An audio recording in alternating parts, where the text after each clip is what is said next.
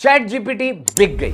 मेरे बारे में सब उसको पता था, मेरी शख्सियत कैसी है, मैं क्या खाता हूं, कहां जाता हूं, पसंद नापसंद मेरी क्या है, कौन सी गाड़ी है। जो सर्चेस मैंने की उसने मेरी पर्सनालिटी की एक प्रोफाइल बना ली थी और अब वो सारी इंफॉर्मेशन लीक करने लगी है। दूसरी तरफ एंथ्रोपिक का क्लॉड जो मॉडल है वो अड़ गया। उसने कहा मैं नहीं देता, जो भी इंफॉर्मेशन है मैं रख लूंगा। उसके ऊपर अदालत में केस भी हुआ, उसने केस कर दिया। ये वो खबर है जो इस वक्त दुनिया में स्पॉटलाइट पर है। हकीकत क्या है, अफसाना क्या है, इस वीडियो में हम आपसे शेयर करेंगे। OpenAI chief Sam Altman announced that his company has reached an agreement with the United States Department of Defense to deploy its models on the Pentagon's classified network. जंग के शुरू में तो क्लॉड को इस्तेमाल किया गया था और वेनेजुएला के अंदर जो ऑपरेशन हुआ उसमें भी क्लॉड एआई से मदद ली गई थी। अब क्या भड्डा हो गया? देखिए हुआ क्या है, आर्टिफिशियल इंटेलिजेंस और मस्नूई ज़हानत को जंग में कैसे इस्तेमाल किया जाता है, आसान अल्फाज में समझिए।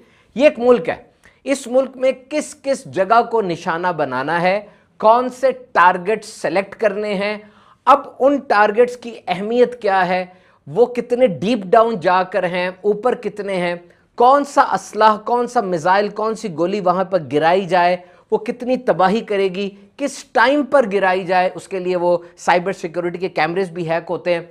ये सब चीज़ें अब मशीन खुद फैसला करती है। प्राइमरी टारगेट सेट कर लिए जाते हैं और अब मशीन खुद इन तमाम फैसलों को कर लेती है। तो पहले अहदाफ टारगेट्स को सेट करने के लिए इंसान होता था और उस पर टाइम लगता था, लेकिन अब ये काम मिनटों के अंदर हो जाता है। तो अब वो एक ही जगह पर इतना ज़्यादा असलहा एकदम से गिराया जाता है कि वो ऊपर तो सब तबाह होता है, लेकिन कई फुट नीचे, सैकड़ों फुट नीचे तक भी तबाही हो जाती है, ताकि जो टारगेट है वो 100% न्यूट्रलाइज हो जाए और बिल्कुल कुछ भी ना बचे। और इस तरह से अब ये जो हालात मैं आपको बता रहा हूँ, वो जो फिल्मों के अंदर दिखाया जाता था कि मशीनों ने हुकूमत कर ली है और मशीनें इंसान के ऊपर काबिज हो गई हैं, बिल्कुल वैसा ही समा और वैसा ही एक मंजर बनता नजर आ रहा है।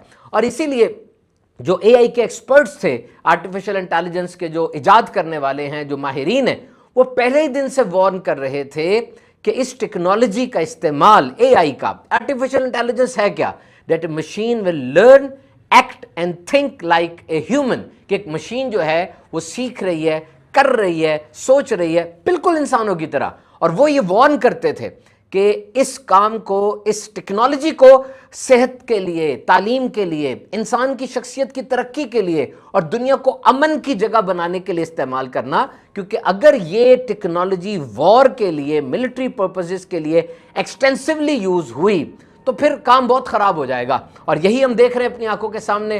कहा जाता है कि the biggest casualty of war is truth, कि जंग के अंदर सबसे पहली चीज जो मरती है वो सच होता है। पता नहीं चलता कौन क्या कर रहा है और किस अंदाज से कर रहा है। इस तरह एआई की दो ब्रॉड कैटेगरीज सामने आती लग रही हैं। एक तो जनरल एआई है, यानी तालिबुल इल्म एकेडमिक पर्पसेस के लिए इस्तेमाल करते हैं और फिर बिजनेस के लिए लोग इस्तेमाल करते हैं, किसान भी इस्तेमाल करते हैं, जनरल पब्लिक जो एआई का इस्तेमाल कर रही है। और एक वॉर पर्पस है, जो स्पेशल वर्जन्स हैं जिसमें वॉर टारगेट्स बनाए जाते हैं, पर्टिकुलरली किसी खास जगह को चुनकर वहां पर एआई की मदद से तबाही मचाई जाती है। गजा में हैप्सोरा नाम का एक एआई यूज किया गया था। ये क्या था कि सैटेलाइट के जरिए उस जगह के बारे में मालूमात इकट्ठी की जाती, फिर वो मालूमात सोल्जर्स को दी जाती। यानी एआई खुद नहीं कर रही थी, सिर्फ मालूमात गैदर करके वो फौजियों को देती थी, फौजी फिर उसको इस्तेमाल करते थे और यूं जंग लड़ी जाती थी। अब देखिए गजा में तो जंगी कुत्ते, मशीनी कुत्ते भी इस्तेमाल हुए, रोबोटिक डॉग्स, उसका नाम विजन 60 था और ये अमेरिकन कंपनी गोस्ट रोबोटिक्स ये बनाते हैं। और इसका फायदा क्या था उनको, जिन्होंने इसको इस्तेमाल किया, कि ये मशीनी कुत्ते, ये डॉग्स जो थे विजन 60, ये बड़ी बड़ी मुश्किल जगहों पर भी आसानी से चले जाते क्योंकि मशीन के बने हुए थे। और ये सुरंगों में, बिल्डिंग्स के अंदर चले जाते थे, इनके ऊपर कैमरास लगे होते थे, लेजर्स फिट हुआ करती थी, तो वहां पर इंसानी जान का ज़िया नहीं हुआ, बल्कि ये डॉग्स जाकर सारी सर्वेलेंस कर लेते थे, उनके जिस्म पे हथियार भी बांधे जा सकते थे। तो जंगी मैन्यूवरेबिलिटी के अंदर आसानी क्या हुई कि खुद जाने से पहले इस मशीनी डॉग को अंदर भेज दो, अंदर कोई बंदा हुआ या कोई ऐसी AED हुई जो सुरंगें होती हैं जो फट जाती हैं, बारूदी सुरंगें, तो कुत्ते का नुकसान होगा, इंसान का नुकसान नहीं होगा। तो इसकी लागत पाकिस्तानी करेंसी में तकरीबन 2,70,00,000 के करीब बनती है। इसी तरह एक और टेक्नोलॉजी वो लेवेंडर थी, उसमें चेहरों की प्रोफाइलिंग की जाती है कि लाखों लोगों के चेहरों की प्रोफाइलिंग कंप्लीट कर ली गई। अब जहां वो चेहरा नजर आएगा ऑटोमेटिकली हथियार चल जाएगा और उस शख्स को न्यूट्रलाइज कर देगा। और फिर एक जो टेक्निक थी उसका नाम है प्रोजेक्ट मेवन। टोटली सैटेलाइट के जरिए शनाख्त करना, बड़ी प्रिसाइज और बहुत ज्यादा एक्यूरेट ये निशानदेही होती है। और यहां पे कॉन्सेप्ट आता है ऑटोनोमस वेपन्स का, खुद चलने वाले हथियार। देखिए, अगर इंसान के हाथ में हथियार होगा तो टारगेट वो खुद सेलेक्ट करेगा, हदफ को देखेगा और फिर ट्रिगर दबाएगा, गोली चलेगी, हथियार चलेगा। लेकिन अगर AI को, आर्टिफिशियल इंटेलिजेंस को इख्तियार दिया जाए तो वो टारगेट भी खुद सेलेक्ट करती है और हदफ भी बनाती है, और जैसे ही टारगेट मतलूबा उसको मिल गया, मशीन खुद ब खुद फायर कर देती है। जैसे वो शख्स है, जैसे मैंने आपको लेवेंडर का बताया, उसमें ह्यूमन प्रोफाइलिंग कर ली जाती है। वो खास बिल्डिंग, वो खास व्हीकल, वो खास इंसान, वो खास जगह जैसे ही AI पहचानेगी उसको रेफरेंस के साथ, उसी वक्त फायर कर देगी। अब बंदूक के पीछे इंसान है, अब तो वो देखेगा मैं किसको मार रहा हूं, वो पौधा है, कुत्ता है, बिल्ली है, छोटा बच्चा है। लेकिन AI को तो कहा गया जो चीज हिल रही हो या जो प्रोफाइल में आ रही हो उसको उड़ा दो। तो इस तरह के फिर वाकयात सामने आते हैं ना कि छोटे छोटे बच्चे शहीद हो जाते हैं, जिनकी कितनी ज्यादा तादाद होती है, हॉस्पिटल्स में, स्कूल्स के ऊपर जो है वो कितना बड़ा असला गिरता है। तो इसमें बहुत बड़ा रोल वो AI का होता है। इन्हें किलर रोबोट्स कहा जाता है, और बहुत से ड्रोन्स और बहुत से मिसाइल्स ऐसे जो हवा में घूमते रहते हैं, इन्हें लॉइटरिंग एम्यूनिशन कहा जाता है। जब इन्हें मतलूबा टारगेट मिल जाता है, खुद ब खुद बड़ी तेज स्पीड के साथ गिरते हैं, ज्यादा तबाही मचाते हैं, और अगर ये गलत हाथों में आ जाएं तो बहुत जबरदस्त नुकसान हो सकता है। देखिए, जंगी कामों के लिए क्लॉड, एंथ्रोपिक का जो AI मॉडल है वो तो यूज हुआ था। वेनेजुएला के अंदर जो रेड की गई उसके अंदर क्लॉड से ही रहनुमाई ली गई थी, और उसके बाद क्लॉड ने एतराज किया कि वो अपने AI मॉडल को इस्तेमाल नहीं होने देगा, क्योंकि उनके रूल्स एंड रेगुलेशंस, उनकी जो पॉलिसीज हैं वो कुछ इस तरह से है, Claude can not be applied for violent ends, के क्लॉड नंबर 1 पुरतशद्दुद एक्टिविटीज के लिए इस्तेमाल नहीं होगा। नंबर 2 मैस सर्वेलेंस, जो सबसे बड़ा एतराज है कि बहुत ज्यादा जो निगरानी की जा रही है, डाटा कलेक्ट किया जा रहा है, इसके लिए इस्तेमाल नहीं होगा। और नंबर 3 ऑटोनोमस वेपन्स के लिए, ऐसे हथियार बनाने के लिए हमारा AI मॉडल यूज नहीं किया जाएगा। बहरहाल क्लॉड के इस एतराज के बाद बहुत ह्यू एंड क्राई हुई, हुकूमत की तरफ से एतराज किया गया, सप्लाई चेन रिस्क का इल्जाम लगाया गया। इसका मतलब ये होता है कि अगर कंपनी हुकूमत के साथ मुआहदा नहीं करती तो इस सूरत में उस कंपनी को कौमी सलामती के लिए रिस्क समझा जाता है। क्लॉड ने फिर इसके ऊपर अदालत में सू भी कर दिया, और इसके बाद ओपन AI का मशहूर ChatGPT मैदान में आया और उसने मुआहदा कर लिया।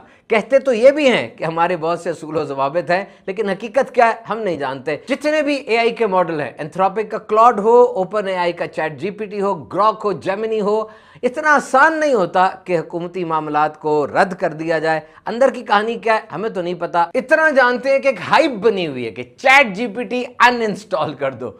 295% ChatGPT अनइंस्टॉल हुई। कैंसल ChatGPT का हैशटैग दुनिया भर में फैल चुका है, और इसी दौरान में क्लॉड वो बहुत ऊपर निकल गया। ये एक जुमला कहा गया, Claude dethrones ChatGPT as top US app after Pentagon saga, कि क्लॉड ने ChatGPT को हटा दिया और उसकी जगह खुद ताज सर पे रख लिया। तो ये जो इतनी बात फैली हुई है कि मेरा जाती डेटा इंटरनेट पे चला गया, ChatGPT के पास चला गया, उसने आगे लीक कर दिया, ये AI मॉडल्स के अंदर इतना सच नहीं होगा। क्योंकि जारी बात है, जब मैं सर्च करता हूं, कोई चीज ढूंढता हूं, तो वो इतना अपनी ज्यादा इंफॉर्मेशन तो नहीं देता। हाँ, सोशल मीडिया जो रेगुलर है उसके अंदर तो सारी इंफॉर्मेशन गई हुई है। बस आपका मोबाइल फोन ऑन हो और इंटरनेट से आप कनेक्टेड हो, आपने तो सब कुछ सोशल मीडिया को बताया हुआ। आपके लाइक्स क्या है, आपकी उम्र क्या है, आपकी फैमिली क्या है, सब कुछ आप बड़े मजे के साथ शेयर करते हैं। क्या वाकई सोशल मीडिया हमारी बातें सुनता है? आम बंदा ये भी सोचता है कि मोबाइल सुनता भी है, देखता भी है। हम जो गुफ्तगू करते हैं, जो काम करते हैं, कैमरे में रिकॉर्ड हो जाता है और खुद ब खुद वो टाइमलाइन पे शो होना शुरू हो जाता है।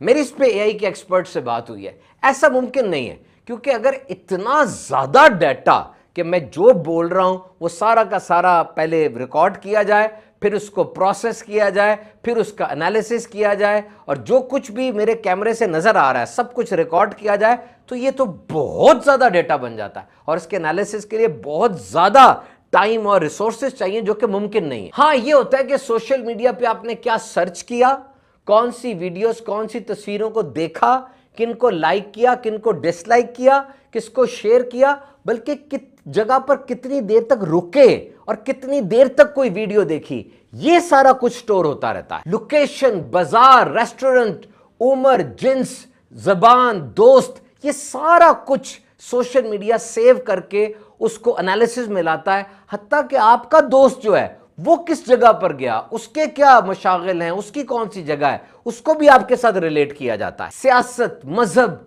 आपका टेस्ट क्या है, कौन सी गुफ्तगू आपको पसंद है, कौन सा लीडर आपको पसंद है, किस बंदे को आप ज्यादा सुनते हैं, किस बंदे को आप नहीं सुनते, किसको आप ब्लॉक कर देते हैं। तो सोशल मीडिया एआई की मदद से आपकी एक डिजिटल प्रोफाइल बना लेता है। यानी एक आपका सीवी है ना, जो आप जॉब के लिए जाते हैं तो पेश करते हैं, तो एक डिजिटल प्रोफाइल सोशल मीडिया ने भी आपकी बना ली है। उसी के मुताबिक वो आपको चीजें दिखाता है, उसी के मुताबिक एडवर्टाइजमेंट सामने आती हैं, ट्रेंड सेट होते हैं। तो इसके लिए चंद मुख्तसर सी मैं आपको बातें बताता हूं। मोबाइल में माइक्रोफोन परमिशन को बंद कर दें, एड पर्सनलाइजेशन को ऑफ कर दें, ब्राउजर में ट्रैकर जो ब्लॉकर्स होते हैं उनको इस्तेमाल करें, गैर जरूरी एप्स को डिलीट करें, वीपीएन प्राइवेसी ब्राउजर्स को इस्तेमाल करने में बहुत एहतियात करें। और एक शेडो प्रोफाइल होती है, ये ज्यादा सीक्रेट है, आप सोशल मीडिया को अपना डाटा नहीं देते। अब क्या होता है कि आपके दोस्त के फोन में आपका नंबर सेव है और आपके दोस्त ने सोशल मीडिया को फोन के नंबर्स तक एक्सेस दी हुई है, तो आपका नंबर भी सोशल मीडिया के पास आ गया।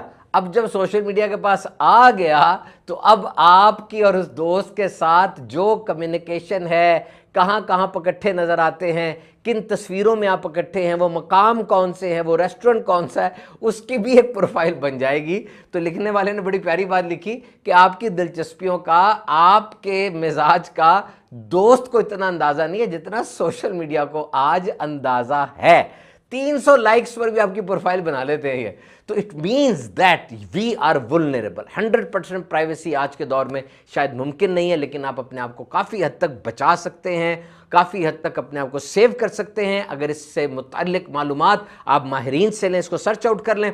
और देखें, आर्टिफिशियल इंटेलिजेंस ने आज इंटीमेसी को कैश करवा लिया। कैसी बात है, इंटीमेसी, मोहब्बत के जज्बात को। अब आज टेडी बियर के अंदर बच्चे के खिलौने में एआई मौजूद है। अब उस एआई से जब बच्चा बातें करेगा तो बच्चा तो उसके साथ ही एडजस्ट हो जाएगा। पहले सोशल मीडिया ने हमारी तवज्जो को, अटेंशन को हैक कर ली, और अब एआई के मॉडल्स उन्होंने हमारी इंटीमेसी को हैक कर दी। Nobody has exhibited fake intimacy. आज तक झूठी जो इंटीमेसी होती है, फेक इंटीमेसी, मोहब्बत, वो कोई नहीं कर सका था। जानवर अगर अभी कोई मोहब्बत करते हैं, इंसान भी मोहब्बत करता, तो उसमें एक सच्चाई होती है, सारी बात है, वो तो मोहब्बत है ना, ओरिजिनल खालिस मोहब्बत है वो। लेकिन अब मशीन इंटीमेसी को फेक कर रही है। वो मशीन की इंटीमेसी नहीं है, वो मोहब्बत नहीं है। यानी इंसान के साथ आप जब मोहब्बत करते हैं तो इंसान को तो गुस्सा भी चढ़ता है, वो तो तंग भी आ जाता है, वो तो गालियां भी निकाल देता है, नाराज भी हो जाता है। लेकिन मशीन ऐसे नहीं करेगी। मशीन तो झूठी मोहब्बत दिखाएगी, ढोंग रचाएगी, आपको सेट रखेगी, आपके साथ आपकी बात करेगी। तो लोग अब लोगों से दूर भागने लग जाएंगे, लोगों को लोग अच्छे नहीं लगेंगे। वो कहेंगे यार ये तो बंदा है, ये तो नाराज होता है, गुस्से में आ जाता है, मशीन तो मेरे साथ चल रही है। तो ये एक डीप एलियनेशन होती चली जा रही है, जो कि पूरी नस्ल की फैब्रिक जो ह्यूमन बीइंग है उसको खराब करती चली जा रही है। तो we need to be good humans. इसके लिए हमें चाहिए कि हम ह्यूमन इंटेलिजेंस पे तवज्जो दें, ना कि आर्टिफिशियल इंटेलिजेंस पर। How to be a good human, इस बात की तरबियत भी लें और बिलखुसूस अपने बच्चों तक इस बात को पहुंचाएं।